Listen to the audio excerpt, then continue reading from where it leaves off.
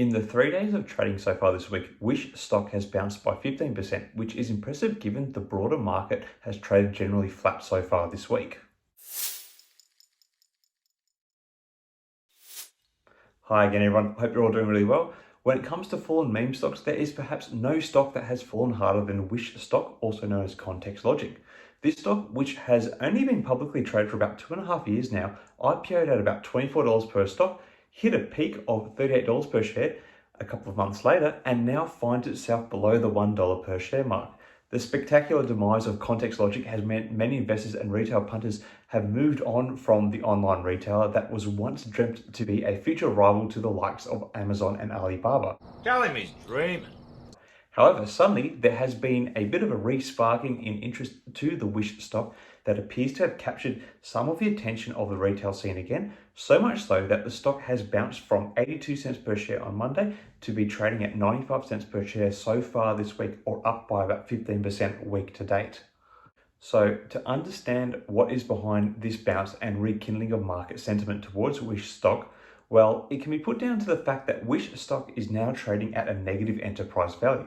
If you are now wondering what is meant by trading at a negative enterprise value, what this means is the stock price, which closed Wednesday's session at 95 cents per share, is lower than the net asset value or tangible book value of the share. Basically, the stock price is lower than the net assets per share.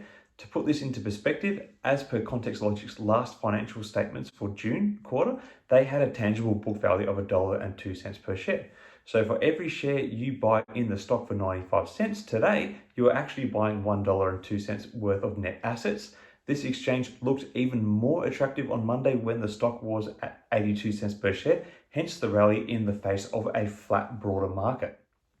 And what makes this play intriguing and indeed a little bit alluring is that ContextLogic's predominant asset they hold is cash, while also only holding a small amount of liabilities given the size of the company. So in short, the company has quite an attractive balance sheet, especially given the current price the stock trades at, which objectively looks like a bargain. So the next question you need to ask is, should you jump in and take advantage of this discount?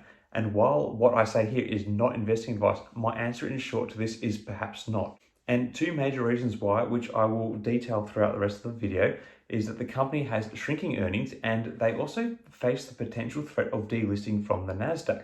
So firstly, in terms of the business earnings, pre-IPO, in their first couple of quarters, ContextLogic was comfortably bringing in over $500 million per quarter or $2 billion plus per annum.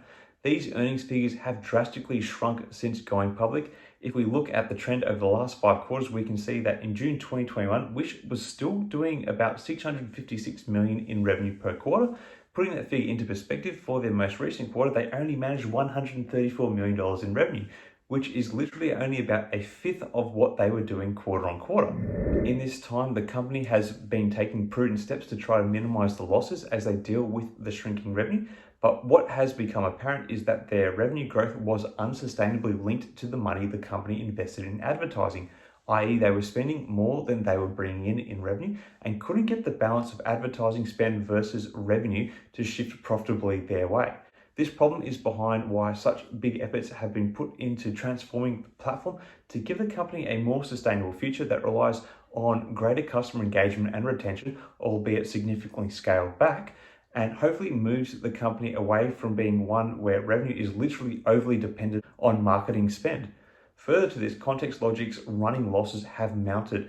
Their tangible book value has shrunk further. While it currently sits at $1.02 per share, it is worth remembering that it has been shrinking, and when their September results do come out, it may indeed be sitting some point below the $1 per share mark in terms of net assets associated with the share. So to sum this point up, in short, the drop-off in revenue alone is enough to raise alarm bells with me and makes me want to steer clear of the stock at this stage. But it is an issue that is further compounded due to the running losses of the company and the effect this has on the shrinking of the tangible book value per stock. The other problem ContextLogic faces is that they may, down the track, receive an unwelcomed warning from the NASDAQ for potential delisting. Now, this may or may not happen. This would still be some way away if it does happen, but basically, if a NASDAQ listed stock is unable to meaningfully keep its stock price above the $1 per share mark, they can face delisting. So far, it has only been in the back half of September that Wish stock has been trading below the $1 per share mark, but that is the territory they find themselves in at the moment. And given the outlook for the markets at the moment, pulling back above and staying above the $1 per share mark could be a struggle for the company. If such a warning for delisting was issued by the NASDAQ, ContextLogic has a few avenues to manipulate their stock to help avoid this problem. Chief among them would be the potential stock buyback, given that they have quite a bit of cash on hand, or they could undertake a reverse stock split. Both of these strategies aim to reduce float size and increase the value of assets associated with the stock. A couple of companies that have recently gone down this avenue to avoid delisting include Exceller Technologies and Sundial Growers, and have had mixed results, with Sundial being the more promising of the two mentioned. I'm not saying that this will occur for Wish stock, but it is something to be mindful of given the trajectory of the company's performance and their stock price. Now, I don't want to sound all doom and gloom with the stock, as there has been a window to do some profitable trading in the stock so far this week. And in fact, I believe that given the company's negative enterprise value, there is still potential room for the stock to come further in this current rally. With the company's results next expected to be released in early November, there is scope for a bit of a turnaround until then, I believe. If the company does demonstrate some meaningful improvement in those Q3 results, I think we could indeed see some real bounce in the stock then. But for now, for me, I'm going to watch on, but not throw any money behind this play.